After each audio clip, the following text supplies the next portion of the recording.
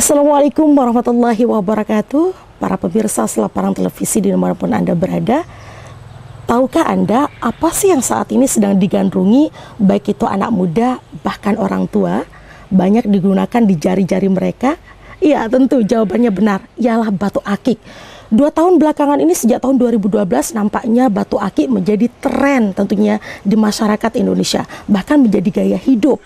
Dan konon katanya beberapa pemimpin negara seperti Barack Obama, sang presiden Amerika Serikat, kemudian juga mantan presiden Republik Indonesia, ada Bapak Susilo Bambang Yudhoyono yang juga menggunakan batu akik. Bahkan dengan cukup ekstrim, ada orang yang mengatakan bahwa sepertinya kita akan kembali kepada zaman batu, begitu ya, karena sangat suka sekali dengan bebatu-batuan seperti batu akik ini. Tapi tentunya menjadi pertanyaan, seperti apa sih sebenarnya gitu ya Islam memandang terkait dengan penggunaan batu akik ini? Karena banyak dari para pengguna batu akik ini percaya bahwa batu akik yang mereka miliki, mulai dari batu bacan sampai dengan safir, ini memiliki khasiat bagi para penggunanya. Nah, dan inilah yang akan kemudian saya bicarakan tentunya dengan narasumber kami di sini. Siapa lagi kalau bukan Ustadz Muhammad Qusairi. Assalamualaikum Pak Ustadz. Waalaikumsalam warahmatullahi wabarakatuh. Baik, dan ternyata Pak Ustadz kali ini bukan hanya sebagai narasumber kita saja, tetapi usut punya usut. Kenapa kemudian saya mengajak Anda bersama beliau? Beliau ini adalah kolektor batu akik, Pak Ustadz. Waduh, kira-kira nih Pak Ustadz, berapa banyak koleksinya? Oh, kalau kita Mungkin kumpulkan, itu mungkin ada seratusan. Wow, seratusan Tapi ini ya? adalah sampel daripada sekian banyak batu itu yang kita bawa. Baik. Nah, itu dia para pemirsa selaparan televisi, ternyata ada ratusan katanya koleksi dari Ustadz Muhammad Qusairi. Sangat menarik sekali, seorang Ustadz tentunya sangat suka sekali dengan batu akik. Walaupun mungkin ada kengerian dari sebagian kalangan umat Islam. Akankah kemudian batu akik yang sangat digemari oleh masyarakat Indonesia ini bisa membawa kepada syirik? Nah, inilah kemudian tema yang akan kemudian kita bicarakan panjang lebar. Batu akik akankah bisa membawa kita pada syirik? Pak Ustadz, apa saja jenis batu akik yang dikoleksi oleh Pak Ustadz? Ratusan tadi. Alhamdulillahirrabbilalamin. Assalatu wassalamu ala asrafil anbiya wal mursalin Sayyidina Muhammad wa ala alihi washabihi ajma'in. Amma ba'du. Meriksa Selaparang TV yang mudah-mudahan kita diridhoi oleh Allah Subhanahu wa taala, bahwa kali ini dengan tema yang sangat unik, beda dengan tema-tema sebelumnya. Ini batu akik dalam perspektif Islam, agama Islam. Kali ini saya membawa sampel beberapa batu-batu. Ada juga batu bacan yang asli dari Maluku, kemudian ada juga Almahera ya. Kemudian ada juga akik Badar, kemudian juga ada akik Sulaiman, kemudian juga ada Mirah Delima, ada juga King Safir, dan ada juga Zamrud, dan ada juga Safir. White Safir juga ada di sini. Nah, jadi kaitannya dengan batu-batu, ketika kita meliris surat Al-Imran, Allah Subhanahu wa taala berfirman, "Inna fi khalqis samawati wal ardi wahtilafil laili wan nahari laayatil ulil albab alladzina yadhkurunallaha qiyaman wa qu'udan wa ala junubihim wa yatafakkaruna fi khalqis samawati wal ardi Rabbana ma khalaqta hadza batila subhanaka faqina azabannar." Di sini Allah Subhanahu wa taala mengingatkan kepada kita, segala apa yang Allah ciptakan di muka bumi ini tidak ada yang sia-sia. Cuman sekarang di era modern ini memang akhir-akhir ini sedang tenar-tenar batu. Ketika kita berjalan di Sumbawa, sekarang di Sumbawa ini lagi orang demam batu. Ada beberapa minggu yang lewat yang ke Sumbawa, di sepanjang jalan ke Maluk itu, menuju Sekongkang itu banyak orang-orang yang sudah mulai menggosok-gosok batu. Itu ditimbulkan karena ada suatu cerita. Ketika ada seorang penggali jalan pada saat itu menemukan batu hijau ya. Jadi berdasarkan cerita masyarakat setempat. Iya, berdasarkan gitu ya? cerita masyarakat setempat. Sempat kita coba wawancarai ada beberapa masyarakat, kenapa kok sampai batu Sumbawa ini sampai terkenal. Sampai konon katanya pernah dimasukkan ke laboratorium, mengandung radiasi yang sangat luar biasa, bahkan dipakai untuk mainkan HP. Nah, pada saat itu seorang penggali jalan ini dia tidak tahu jenis-jenis batuan. Konon bosnya yang beli seharga 400.000 per kilo. Dia dapat 5 kilo. Iya, dia dapat 5 kilo. Jadi ketika dibawa batu itu ke Jakarta, malah justru mengejutkan, harganya sampai 50 juta per kilo batu itu. Nah dari sanalah mulai terbongkar bagaimana batu-batu yang ada di Sumbawa. Cuma yang sekarang yang perlu kita perhatikan, jangan sampai kemudian batu-batu ini mencuci otak kita, yang kemudian kita menjadikan segala-galanya. Jangankan batu permata, batu kumbung saja kan bisa dipakai untuk penghias rumah ya. Kan kita hidup di atas batu ini. Jadi di dalam rumah kita berbagai banyak batu-batu yang tersusun, batu-batu kali yang tersusun. Apalagi sejenis batu-batu yang berwarna-warni sangat indah di tangan-tangan kita ya sebagai hiasan.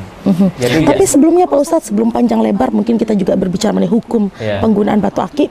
Ini karena mungkin tadi Pak Ustadz sudah bilang bahwa di Nusa Tenggara Barat begitu ya, kenapa kemudian trennya pun juga mungkin bukan hanya ikut-ikutan nasional, tetapi ada sejarahnya bahwa di Sumbawa pun juga ditemukan begitu ya Pak Ustadz. Untuk menemukan koleksi ini Pak Ustadz, dari mana saja sih? Apa Pak Ustadz mungkin berburu sampai ke Maluku Utara sana atau bagaimana nih Pak Ustadz? Bukan. Jadi jujur saja ya, sering tamu-tamu datang ke rumah memberikan saya batu-batu ini gitu. Jadi bukan kita memburu batu. Saya tidak pernah memburu batu kayak seperti orang yang sekarang ini sampai bermobil-mobilan pergi ke Lombok Tengah, pergi ke gunung-gunung mencari bongkahan batu. Jujur saya tidak pernah untuk mencari hal-hal seperti itu. Karena prinsip saya tidak mau dijajah oleh batu. Iya. Kembali ke zaman batu. Iya. Berarti beli, ada orang yang datang menawarkan? Bukan, dikasih cuma-cuma. Diberikan cuma-cuma, luar biasa sekali. Nah, tapi langsung saja Pak Ustadz, kita langsung sedikit kembali tentunya kepada topik pembahasan kita.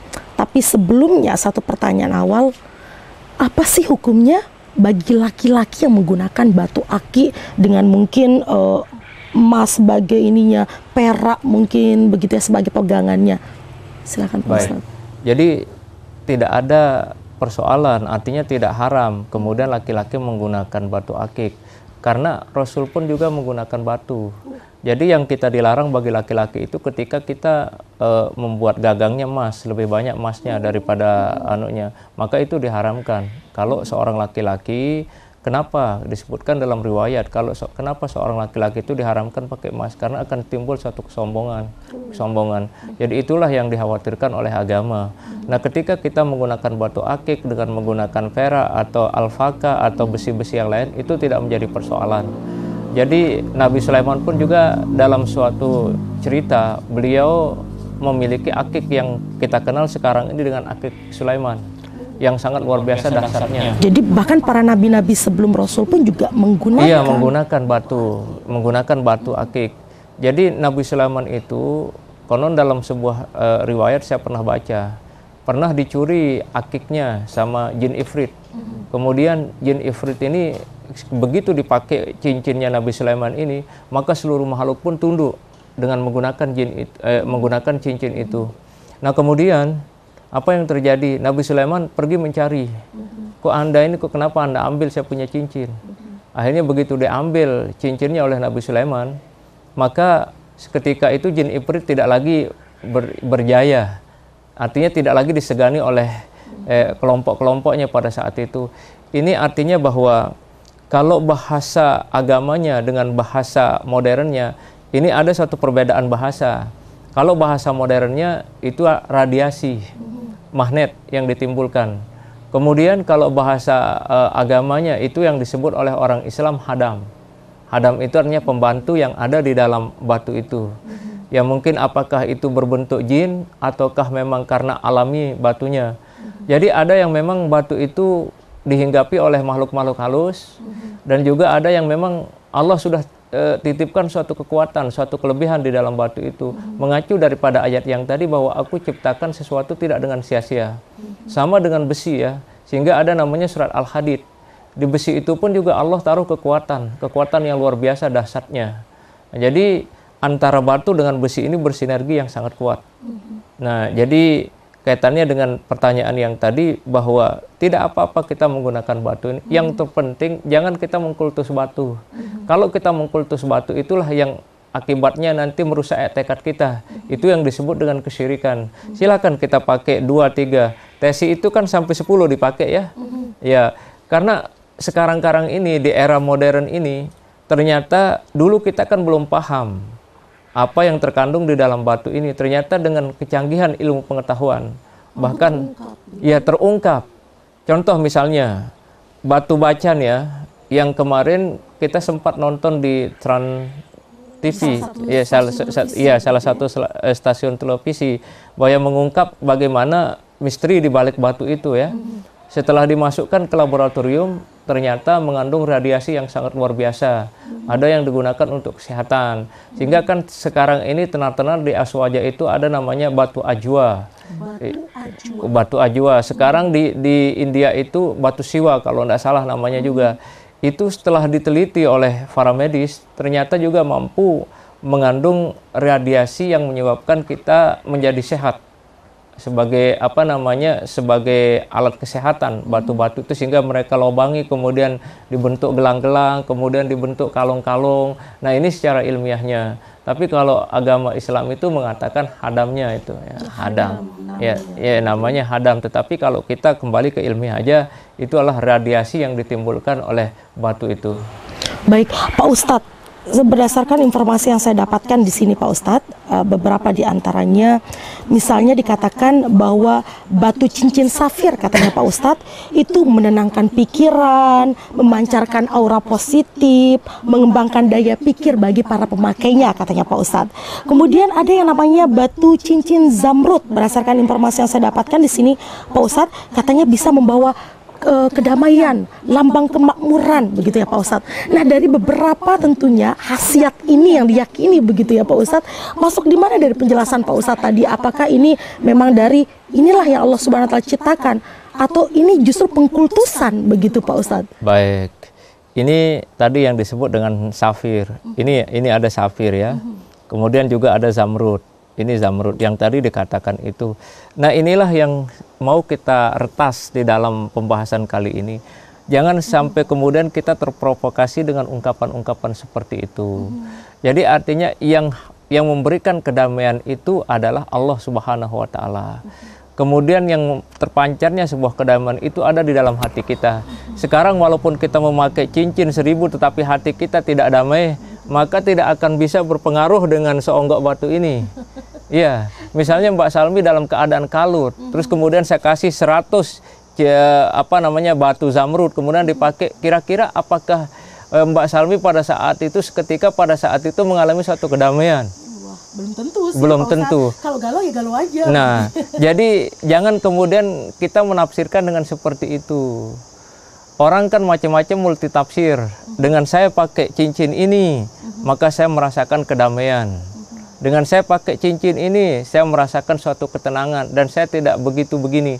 Jadi perlu diingat, Allah Subhanahu wa Ta'ala lah yang memberikan suatu manfaat dan mudarat.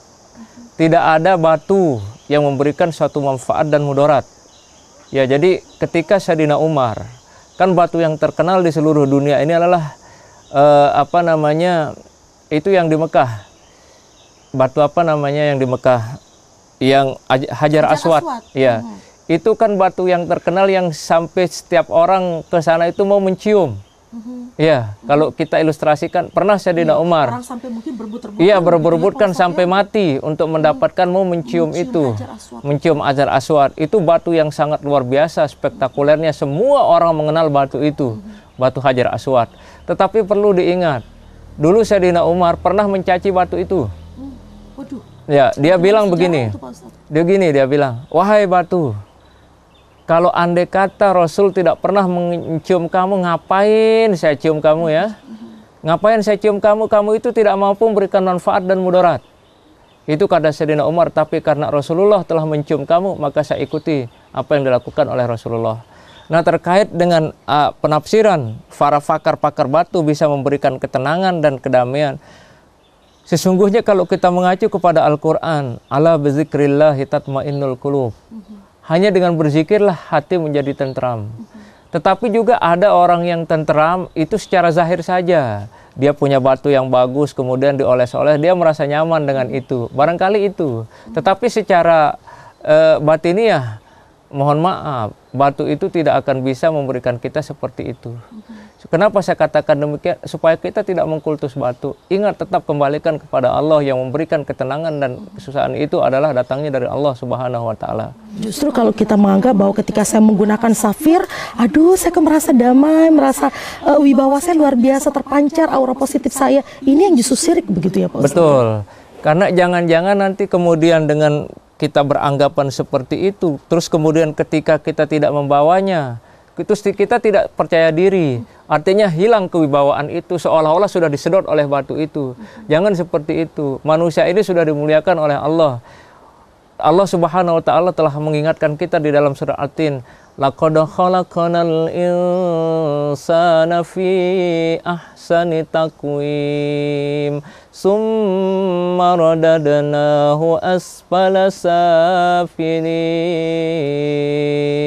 illal ladzina amanu wa amilus solihati falahum ajrun ghairu mamnun fama yukadzibuka ba'du biddin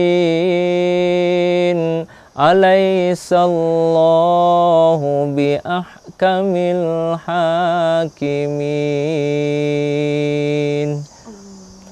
Kita ingat ayat ini.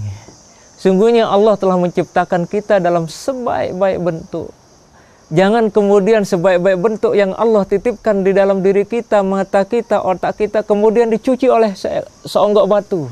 Yang kemudian katanya kalau tidak pakai batu dia tidak percaya diri, hilang popularitasnya, hilang kejayaan. Orang tidak akan terhipnotis dengan dirinya begitu ya. Kalau misalnya kan ada juga orang yang Pak Ustadz menggunakan batu aki ini. Oh, saya tuh bisa menang menjadi kepala daerah gara-gara saya menggunakan ini. Orang bisa terhipnotis dengan kata-kata saya. Wah, ini juga sesat ini Pak Ustadz. Ya, Allah ingatkan kepada kita, Qulillahumma malikal mulki tu'til mulka man tasha wa tanzi'ul mulka mimman tasha wa tu'izzu man tasha wa tuzillu man tasha biyadikal khair innaka ala kulli syai'in qadir. Qulillahumma malikal mulki tu'til mulka man tasha. Ingat ayat ini. Supaya jangan kita mengkultus benda-benda dengan seperti tadi, bahwa kalau saya menggunakan batu ini sehingga saya menang menjadi kepala daerah. Yang memberikan kemenangan, yang mengangkat dan menurunkan seorang, menaikkan jabatan seorang, yang menurunkan jabatan seorang adalah Allah dalam ayat ini. Dialah yang berkuasa, mau menaikkan orang, mau menurunkan orang, bukan karena batu ini.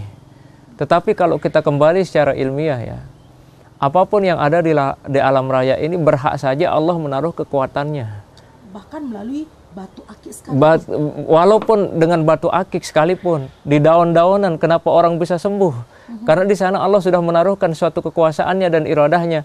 Tetapi yang terpenting, jangan kemudian seperti tadi, oh dengan batu ini sehingga saya bisa naik. Coba kalau tidak ada batu ini, maka saya tidak akan terpilih menjadi kepala daerah atau kepala desa atau kepala lingkungan. Jangan, itu salah. Tetapi hak Allah, hak prerogatif Allah menaruhkan kekuatan kepada apa saja. Mau dia di pohon. Contoh misalnya kalau kita kembali, Nabi Musa itu memiliki tongkat hanya seutas kayu. Tapi kenapa dia mampu memecah lautan dengan tongkat itu? Ya di sanalah Allah mentakdirkan satu kekuatan. Tidak salah, Allah mana-mana maunya untuk menaruhkan. Dia bisa taruh di cincin, kekuatan itu saja dia bisa taruh kekuatan. Tapi jangan kemudian kita beranggapan bahwa dengan ini kita bisa diselamatkan. Ingat, di sana ada campur tangan Allah Subhanahu wa Ta'ala. Dia berhak menaruh kekuatannya di batu kumbung. Dia berhak menaruh kekuatannya di batu apa saja yang Allah kehendaki. Dia berhak menaruh kekuatannya di pohon apa saja yang Allah kehendaki. Tapi yang terpenting kita kembali kepada ayat yang tadi, Qulillahumma malikal mulki tu'til mulka man tasha. Dia berkehendak atas segala sesuatu apa yang ia inginkan. Nah itu, jadi ada memang batu-batu. Kalau kita lihat ya, konon katanya di Indonesia ini yang termahal batunya pada saat itulah Soeharto. Dia memiliki batu bolong yang mendapatkan sertifikat dunia dari Jerman. Dia sampai itu miliaran, bahkan bertriliunan harganya. Nah ada sekarang batu-batu yang dicari itu batu yang anti senjata, kemudian anti tembak, kemudian anti rambut dan lain sebagainya. Ini yang sedang diburu sampai ratusan miliar yang harganya seperti itu. Tapi untuk menemukan barang itu kan ibarat kita mencari jarum di tengah laut. Saking sulitnya. Sehingga yang paling aneh di zaman sekarang ini, banyak orang bermasalah itu kok mencari solusi kepada batu-batu. Ada beberapa persoalan yang sering orang datang ya, mohon maaf ini jadi. Ustadz melihatnya ini gejala apa sih? Kenapa kemudian bahkan umat Islam sendiri yang sudah tahu bahwa tidak seharusnya mengkultuskan sesuatu, segala pertolongan apapun itu datangnya dari Allah Subhanahu Wa Taala. Tetapi umat Islam juga yang kemudian mencoba untuk memburu begitu ya batu akik dengan segala khasiat ataupun juga mungkin tadi kita katakan bisa membuat orang jadi lebih berwibawa terlihat, bisa orang lebih punya karisma.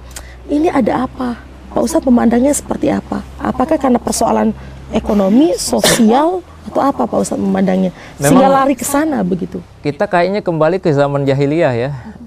Saya sering katakan sekarang ini kita berada di zaman jahiliyah modern. Kenapa dulu orang jahiliyah? Karena memang betul-betul bodoh. Tidak ada kemajuan teknologi, tidak ada perkembangan pemikiran manusia yang sangat signifikan. Sekarang ini kan pemikiran manusia banyak ditunjang oleh teknologi, kemajuan-kemajuan. Tapi kenapa masih banyak orang yang masih bodoh? Yang kemudian seperti tadi, sampai siang dan malam hanya memburu batu. Ada orang yang berhutang sampai 400 juta, 500 juta. Kemudian itu dia mau mencari solusi untuk bisa menyelesaikan persoalannya dengan barang-barang antik. Nah ini kan sangat berbahaya. Ini sangat berbahaya. Jadi tidak akan bisa selesai persoalan manusia dengan batu-batu ini. Kecuali kalau memang dia punya batu yang bernilai miliaran baru dijual akan setuntas. Tetapi kalau kemudian dengan batu itu kemudian akan bangkit kekuatannya untuk tidak. Justru malah banyak orang mencari jalan seperti itu semakin sesat dia. Tiba-tiba sawahnya udah dijual, kebunnya udah dijual, semuanya udah dijual. Tapi toh juga tidak akan pernah menghasilkan jawaban yang memuaskan. Malah mereka semakin kritis hidupnya. Ini fenomena yang terjadi. Banyak orang yang berhutang itu kemudian mencari barang-barang antik yang anti rambut katanya, kemudian bambu yang berhadapan matanya, kemudian keris yang berdiri. Inilah yang memicu otak manusia. Padahal setiap hari kita mengatakan iyyaka na'budu wa iyyaka nasta'in.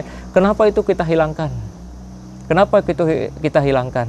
Saya mengoleksi batu ini bukan justru mengkultus dia, tidak, tapi saya senang keindahan. Betul.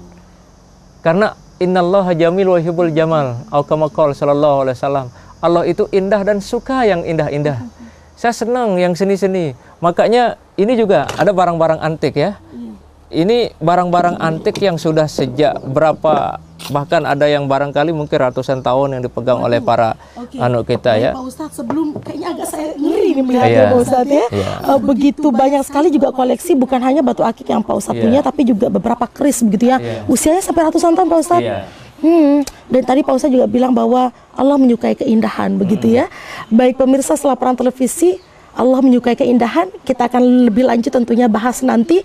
Seperti indahnya mungkin Anda sayup-sayup mendengarkan deburan ombak di belakang saya, karena memang saat ini saya sedang berada di Pantai Labuan Haji, tepatnya itu di Suryawangi, maksudnya di Suryawangi. Jadi nanti saya akan ajak Anda kembali untuk berbicara panjang lebar, akankah kemudian yang namanya batu akik bisa membuat orang syirik. Tapi setelah jeda berikut ini.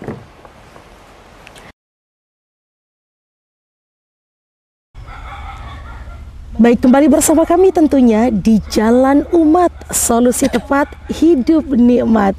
Ya, para pemirsa setelah para televisi dimanapun Anda berada, masih tentunya deburan ombak Pantai Suryawangi masih menemani saya di sini. Dan saat ini kita sudah duduk-duduk di bawah pohon asam. Ya, dan tentunya masih dengan narasumber kami yaitu Ustadz Muhammad Qusairi. Pak Ustadz, nah jika tadi Pak Ustadz sudah menunjukkan ya kepada kita semua pemirsa beberapa koleksi beliau, bahkan beliau mengatakan ada ratusan Mbak Sami koleksi saya katanya ya. Nah Pak Ustadz, sebelum kita nanti panjang lebar lagi berbicara terkait dengan bagaimana kemungkinan yang namanya batu akik ini membawa kepada kesyirikan begitu ya Pak Ustadz. Ini kira-kira kalau mungkin Pak Ustadz kita coba untuk lihat berapa sih harganya Pak Ustadz? Koleksi yang termahal yang Pak Ustadz punya? Ya, orang sih pernah menawar dengan sepeda motor Beat ini yang satu, yang ini King Safir. Ya, ada juga mengatakan ini berlian gitu kan.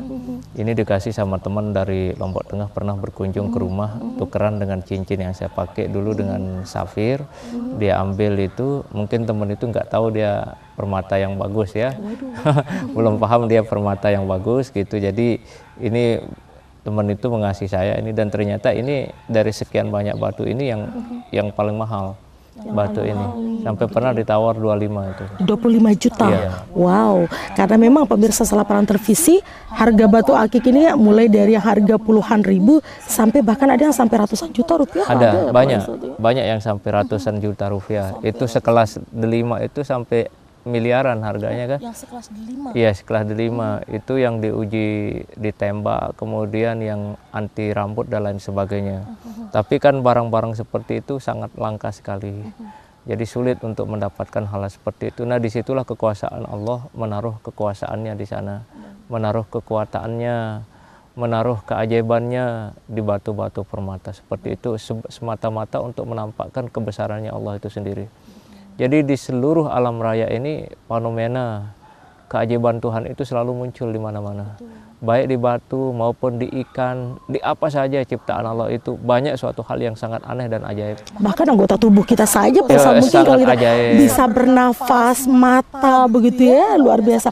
Pak Ustadz, tapi saya tidak hanya melihat batu akik mulai dari safir sampai bacan pun ada di sini begitu ya Pak Ustadz. Tapi saya juga melihat koleksi Pak Ustadz, mungkin sebelum nanti kita panjang lebar lagi, ada keris. Nah, kalau tadi sempat Pak Ustadz juga pemirsa menyinggung ada sampai keris yang usianya seratusan tahun. Betul. Iya, baik. Ini dapat dari mana sih Pak Ustadz koleksi-koleksi seperti ini? Jadi saya banyak dapat dari nenek saya dulu. Saya tahu nenek saya ternyata dia juga penggemar koleksi keris dan permata, juga ada beberapa warisan yang dikasih saya batu-batu setelah peninggalan beliau, baru kita tahu di lemarinya ada batu-batu gitu kan. Kemudian ada peninggalan keris-keris juga gitu. Jadi yang kalau saya melihat itu udah ratusan tahun, karena umur nenek saya itu sudah 80-an tahun yang dulu. Artinya kan dengan adanya itu bisa kita membuktikan bahwa apa yang dia pegang itu sudah ratusan tahun sebelum dia. Kalau fungsinya di Pak Ustadz sendiri, mungkin kalau di Jawa kita sering mendengar begitu ya, orang-orang percaya dengan kekuatan-kekuatannya. Kalau untuk Pak Ustadz sendiri terkait dengan koleksi keris? Ya, jadi saya seperti tadi awal saya katakan, saya senang keindahan. Jadi kalau saya mengatakan ini memiliki suatu kesaktian dan sebagainya, nanti saya takut tekad dan akidah saya salah. Tetapi ini juga kan sangat berfungsi bagi kehidupan manusia. Keris itu kalau bahasa Sasak itu kan artinya kerisak diri. Kerisak diri. Artinya evaluasi diri lah kalau bahasa Indonesianya. Dan para wali-wali Songo itu dulu ketika dia berdakwah, seiring dengan perkembangan budaya Indonesia, budaya itu sering kita salah artikan. Padahal makna budaya itu dalam terminologi bahasa, dalam konsepsi sosiologi, budaya itu artinya suatu kreativitas manusia. Bukan budaya yang kemudian diartikan seperti ayaman bambu yang dibawa ke sana kemari, bukan. Jadi adanya kreativitas manusia untuk menciptakan inovasi-inovasi baru. Itu namanya budaya ya, budaya. Jadi dari zaman ke zaman, bukan saja di zaman para wali, tapi para nabi juga memiliki pedang. Ada saya lihat itu, saya punya gambar-gambar pedang Rasulullah di rumah ya. Saya pada waktu itu tuh Bapak tuh. Saya beli dulu di Jawa kan. Kita beli di Jawa pada saat itu gambar-gambar itu sudah ada. Jadi pada Sayyidina Ali pun juga memiliki pedang yang namanya Zulfakar. Zulfakar. Jadi dari tahun ke tahun itu senantiasa ada yang namanya barang-barang antik itu ya. Cuman saja jangan sampai kita salah tafsir. Memang semua seperti tadi besi ini ya bisa dipakai berperang kan, para orang-orang terdahulu, para rasul, para sahabat, dia memakai senjata tajam untuk berperang. Fisabilillah. Kemudian para zaman para wali-wali mereka punya keris, itu dipakai untuk berjuang. Ya karena memang seperti tadi, kalau kita membuka lembaran Al-Quran di dalam surat Al-Hadis, di sana Allah Subhanahu wa Ta'ala sudah menaruh suatu kekuatan di dalam besi itu sehingga dia memiliki pamor yang sangat luar biasa. Tidak heran kalau kita dengar di cerita-cerita apakah itu mitos Arya Kamandanu yang memiliki pedang naga puspa, kemudian keris empu gandring. Itu benar kalau kita meneliti kepada kajian Al-Quran. Kekuatannya memang ada, kedahsyatannya memang ada. Kalau bahasa Lomboknya itu ada namanya melele. Melele itu raja besi yang ada di dalam. Hingga kalau tergores saja ada orang itu bisa langsung habis darahnya. Bisa membuat orang jadi tewas ketika pada saat itu. Karena racun yang ditimbulkan oleh besi seperti itu. Baik, saya ingin lebih jauh nih Pak Ustadz. Jika tadi Pak Ustadz juga sudah menyentuh masalah hadam gitu ya, yang terdapat di dalam entah batu aki, entah keris, mungkin juga tidak menutup kemungkinan begitu Pak Ustadz. Sebenarnya benar nggak sih kalau misalnya ada orang yang percaya jika tadi hanya karena biar aura positif saya muncul, kedamaian gitu ya. Tapi kalau bisa menyembuhkan misalnya itu bagaimana Pak Ustadz? Ya kembali seperti tadi itu, Allah Subhanahu wa Ta'ala kan seperti tadi menaruh kekuatan di dalam sesuatu.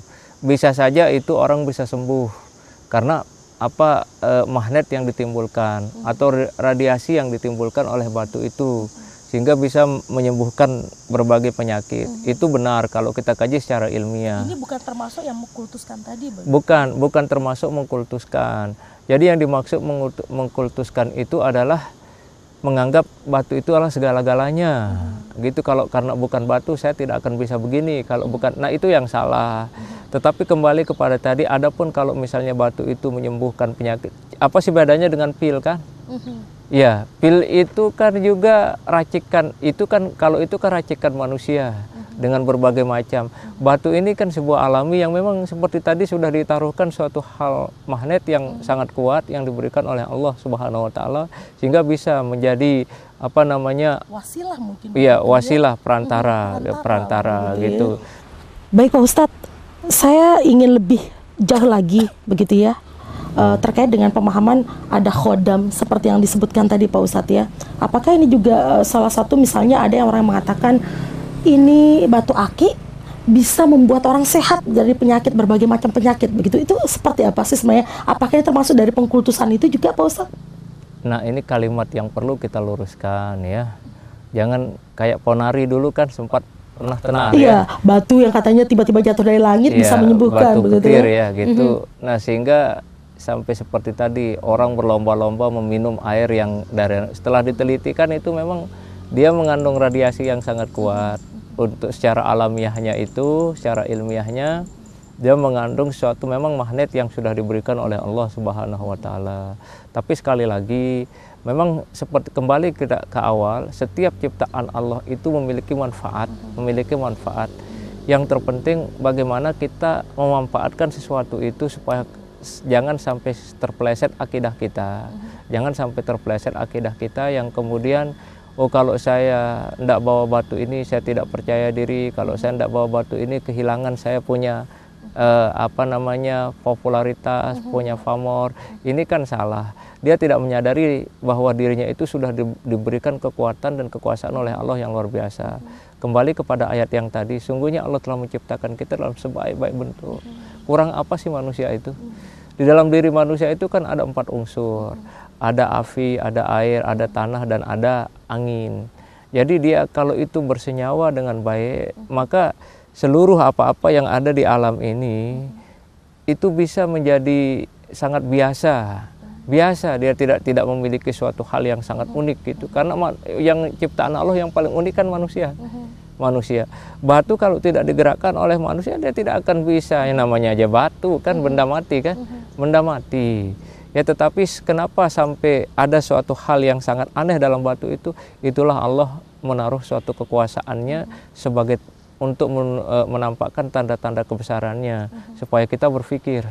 Karena di dalam Al-Quran itu banyak Allah sebut tanda-tanda kekuasaannya. Seperti manusia yang lahir dari tetesan air mani, kemudian tercipta dari tanah, kemudian Allah ciptakan petir, kemudian Allah ciptakan langit, kemudian Allah ciptakan angin, gunung, laut. Itu juga merupakan tanda-tanda kebesaran Allah yang disebut di dalam surat Ar-Rum. Mulai dari ayat 20 sampai 26 itu Allah menyebut tanda-tanda kekuasaannya. Termasuk ini juga batu sebagai tanda-tanda kekuasaannya. Kalau umpamanya seperti tadi kita menemukan suatu batu yang sangat aneh, kemudian itu dipakai oleh para petinggi negara, kemudian ada yang tidak tembus tubuhnya ketika dia menggunakan itu tidak menjadi persoalan karena Allah maunya menaruhkan kekuasaannya. Contoh kejadian yang di Sulawesi itu kan ada seorang kakek-kakek yang kemudian itu diberondong dengan ratusan peluru kan. Dia tidak apa-apa. Ternyata dia memiliki sebuah cincin. Yang di sana begitu ada yang tahu tentang kelemahannya, langsung didor. Itu cincinnya langsung yang kena ini. Nah, begitu jatuh cincinnya itu langsung ditembak lagi, habis dia. Habis riwayatnya. Ya seperti tadi bahwa Allah telah menaruhkan suatu kekuatan di sana itu. Di sana Allah redha, di sana Allah berkehendak untuk menaruhkan termasuk kekuatan. jikapun mungkin ini menjadi wasilah untuk obat begitu ya Pak Ustadz ya. Iya. Sama dengan pil begitu ya Pak Ustadz ya. Iya. Iya, jadi sekali lagi saya katakan bahwa batu pun juga bisa menjadi obat. Ini kan sekarang dengan penemuan ilmiah, kemudian batu itu dibolong, kemudian dipakai untuk kalung dan dipakai untuk cincin. Karena seperti tadi kembali kepada ilmiahnya aja, radiasi yang ditimbulkan sangat keras, sehingga mungkin mampu membunuh racun-racun yang ada di dalam tubuh kita. Itulah dia daripada manifestasi daripada kekuatan batu itu sendiri. Jadi tidak salah lah kalau kemudian ada orang mengatakan bahwa batu ini bisa menyembuhkan. Ya, tetapi kembali lagi kepada etikat, jangan kemudian batu itu dikultus. Baik, baik. Sehingga Pak kita Ustadz, tidak syirik. Nah, dari tadi kita juga sudah membicarakan bagaimana kemudian tadi ada orang yang beranggapan bahwa ini bisa itu begitu ya. Apakah ini adalah merupakan juga strategi marketing Pak Ustadz? Nah, kita berbicara mengenai bagaimana kemudian memasarkan batu aki ini yang kadang-kadang ini juga dilakukan oleh masyarakat kita, terutama juga umat Islam. Mudah-mudahan ini menjadi renungan kita bersama. Bagaimana kemudian ketika memasarkan batu aki dengan mengatakan bahwa batu aki ini manfaatnya ini, khasiatnya ini begitu. Yang itu bisa saja kemudian membuat orang menjadi mengkultuskan begitu Pak Ustadz. Iya. Nah, sebenarnya bagaimana sih tuntunan berdagang dari Islam yang sesungguhnya? Ya, ketika kita yang namanya orang ingin meraih suatu keuntungan, berbagai cara dia lakukan sampai dia melanggar aturan-aturan yang sudah disyariatkan oleh Allah. Jangan kemudian kita melakukan perdagangan itu dengan melakukan penipuan. Itu kan tidak sah jual beli kalau kita melakukan penipuan. Kalau kemudian ya tidak ada sesuatu pedagang yang kemudian menganggap barangannya itu jelek kan. Mesti ibarat dagang kecap ya. Tetap kecapnya nomor satu. Tidak ada nomor kecap itu nomor dua ya. Misalnya kalaupun kita memasarkan barang antik, jangan kemudian kita banyak melakukan kebohongan di sana. Sehingga kok kenapa dengan hanya batu akik kita membuat kita menjadi banyak dosa. Akibat daripada yang tadi, kebohongan-kebohongan dengan mengatakan kalau kamu beli batu ini kamu akan begini, kamu akan sakti dan lain sebagainya. Padahal tidak ada apa-apanya gitu kan. Ini merupakan satu kebohongan dan itu cara-cara orang sekarang untuk mendapatkan keuntungan. Secara marketing seperti tadi untuk meraih ekonomi yang banyak, dia sanggup melakukan tipu daya seperti itu. Maka mari saudara-saudara yang menonton selfie ini, mari menjadi renungan bagi kita semua. Apapun yang hari ini kita punya, keris maupun batu, apapun atau bambu atau mungkin ada namanya besi kuning yang sedang-sedang tenar juga dicari itu semuanya tanda-tanda kekuasaan Allah Subhanahu wa taala. Sekali lagi saudara-saudara jangan pernah mengkultus itu karena itu merupakan satu kesyirikan. Tetapi perlu juga menjadi renungan kita, apapun yang ada di alam raya ini berhak Allah menaruhkan kekuatan apa saja, tergantung maunya Allah. Bisa dia menaruhkan kekuatannya pada daun, bisa dia menaruhkan kekuatannya pada kayu, bisa dia menaruhkan kekuatannya pada batu-batu, itu kehendak Allah. Tetapi adalah bagaimana kita mengembalikan semua benda-benda ini, kembalikanlah kepada Allah. Dialah yang memberikan suatu manfaat dan mudarat. Dan sekali-kali jangan sampai kita pernah mengatakan bahwa kalau bukan karena batu ini saya tidak akan bisa menjadi kepala daerah. Kalau bukan karena keris ini mungkin saya sudah tewas. Karena apa? Tadi sebenarnya saya mau disambar sama orang, tapi tiba-tiba karena ada keris yang terselip di pinggang saya, maka itulah yang menyelamatkan kita. Tidak, Allah yang menyelamatkan. Tetapi dengan di dalam keris itu Allah sudah titip suatu kekuatan, sehingga barangkali itu radiasi keris yang ditimbulkan itu bisa menepis dari malah bahaya yang seperti tadi. Itulah kita pemikiran kita. Baik, Pak Ustadz, kita sepakat seperti dari apa yang kemudian Pak Ustadz jelaskan tadi, bahwa ini adalah juga mungkin salah satu cara untuk mempercantik diri, mempertampan diri, karena Allah menyukai yang indah, begitu ya Pak Ustadz ya. Tapi adakah aturan batasan-batasan di dalam agama kita Pak Ustadz untuk menggunakan perhiasan? Karena sekarang juga jangan sampai juga mungkin perhiasan ini jatuhnya kepada ria, begitu ya Pak Ustadz ya. Sampai mungkin menggunakan batu aki, waduh, di 5 jarinya begitu ya. Apalagi mungkin yang ibu-ibu kadang-kadang jatuhnya juga ria Pak Ustadz. Yang menggunakan safir misalnya ketika arisan, lihat ya batu safir saya, waduh, begitu ya, sehingga jatuhnya ria gitu. Adakah batasan-batasan sebenarnya dalam agama kita bagaimana menggunakan perhiasan yang baik? Baik, jadi dalam agama ini kita sudah diatur, punya batasan-batasan. Agama ini lengkap dengan aturan ya. Tidak semua kemudian kita punya itu kemudian kita vulgar untuk memakainya. Misalnya kita punya 10 batu ya, masa 10 jari tangan kita kemudian kayak apa kita nanti kan. Jadi Islam itu membatasi. Jangan sampai kita terjerumus dengan sifat-sifat yang tadi, takabur dengan kita memiliki batu yang bagus, kemudian itu kita pamer-pamerkan sama orang. Masa seonggok batu bahkan menggelincirkan kita. Kita tidak mau seperti itu. Jadi Islam membatasi kita dengan hal yang sederhana dalam konteks, artinya kita tidak membuat sesuatu yang kita punya itu menjadi berlebihan. Tergantung pribadi orang itu, kalau memang dia menganggap misalnya dia punya cincin, kemudian itu dia bangga-banggakan, kemudian untuk pamer, maka itulah yang menjerumuskan manusia untuk riya, takabur, dan lain sebagainya. Itu yang kita hindari. Makanya lewat pertemuan ini, lewat jalan umat ini, saya ingin mengajak kita, apapun yang kita miliki ini, inilah titipan Allah. Dan semua cincin-cincin yang indah, ada pun safir kah namanya, kemudian white sapphire, kemudian ada delima, ada mata kucing dan lain sebagainya, itu sebagai tanda-tanda kekuasaan Allah. Semakin kita tatap semakin indah. Jadi jangan kemudian itu menjadi kebanggaan yang kemudian ada orang terkadang ya bangun tidur, dia cuci permata, dia basuh, dia lihat dia ketungkulan, itu sampai-sampai dia terhambat bekerja. Nah, orang-orang seperti ini yang sudah dicuci otaknya oleh batu. Jangan sampai kita ditunggangi oleh batu, justru kita harus tunggangi batu itu. Kita harus tunggangi batu itu. Bahkan sampai ada yang hari-hari untuk membasuh keris, membasuh cincin, begitu ya. Nah, itu yang fatal.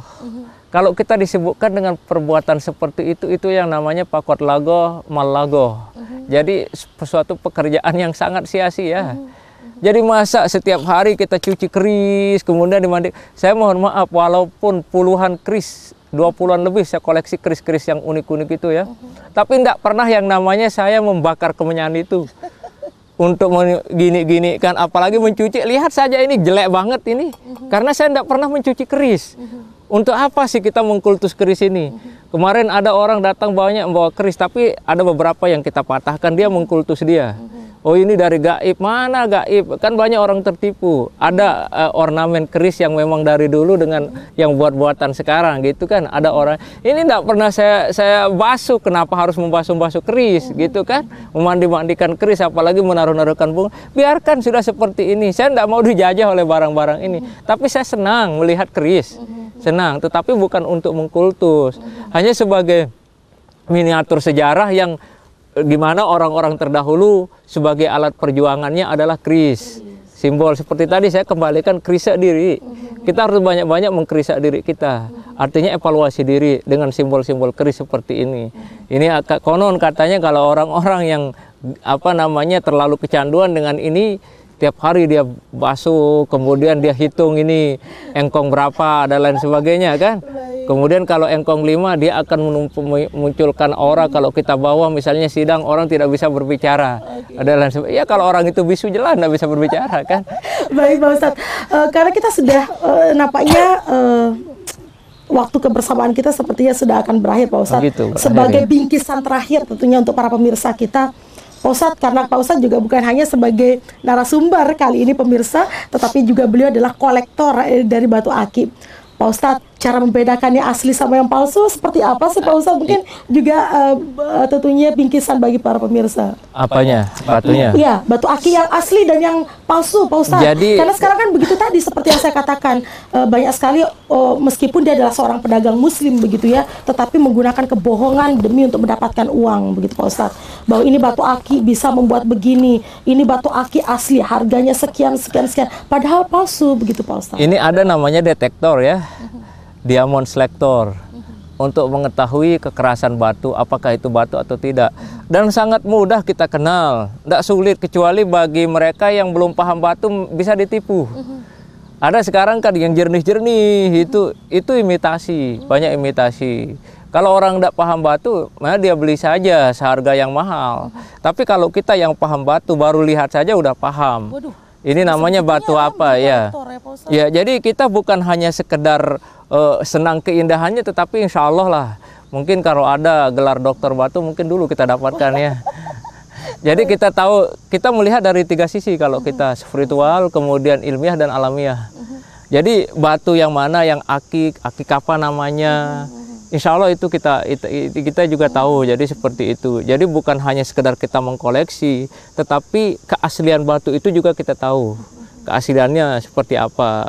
Karena sekarang ini kecanggihan orang bisa disuntik. Dia menggunakan alat suntik, kemudian membuat batu itu semakin mengkilat. Itu juga ada tandanya, dari gosokannya nanti kita bisa lihat. Kemudian dari kita coba raba, ini plastik atau batu beneran. Nah kayak seperti ini batu asli, ini batu yang sudah digosok, ini sampai tegel sekali batu ini ya. Nah jadi insya Allah yang ada di depan saudara-saudara ini tidak ada yang imitasi ya. Tidak ada yang imitasi, semuanya asli ya. Jadi tidak ada aspal ya. Iya, tapi mudah-mudahan tidak merusak akidah dengan mempercayai bahwa itu katanya seperti sekarang Pak Ustadz ya. Ada katanya batu aki madu, ini dari Sumbawa Pak Ustadz. Itu kalau kita gunakan, istri nggak bakal menolak untuk dimadu gitu ya. Mudah-mudahan tidak akan begitu ya Pak Ustadz, jatuh kepada syirik itu. Itu bohong itu ya, sekali lagi. Jadi yang namanya akik madu itu jangan kita interpretasi, tafsirkan, kemudian ketika kita memakai akik madu, kemudian istri kita mau dimadu, coba aja pakai 10 itu, akan digarang Anda ya. Jadi jangan coba-coba ya. Nanti saya kasih akik madu ya. Jangan ya, jangan sampai Pak Ustadz jadi kita tidak mempercayai ini. Yang membuat orang misalnya bisa memadu itu karena kecintaannya dan kesayangannya. Ya, jadi bukan karena misalnya kita punya akik madu kemudian bisa dimadu. Itu kan seperti tadi, orang mau jualan kan? Orang mau jualan, sehingga coba aja pakai 10 di tangan Anda. Begitu Bu, saya mau madu, Anda digarang gitu kan, pakai jurus macan ya. Mungkin saya akan praktekkan sama suami berarti ya Pak Ustadz ya. Bahaya, madu pasti ya, tidak akan menolak. Baik, terima kasih Pak Ustadz tentunya sudah berbicara panjang lebar terkait dengan masalah akik, dan bahkan beliau pemirsa seperti yang saya jelaskan tadi adalah kolektor batu akik. Dan pemirsa selaparang televisi dimanapun Anda berada, berbicara ataupun juga melihat batu akik memang selalu unik dan menarik. Tapi hati-hati pemirsa, nanti bisa menjadi syirik. Saya Salmi Nur pamit, tetaplah di jalan umat. Sekian, wassalamualaikum warahmatullahi wabarakatuh.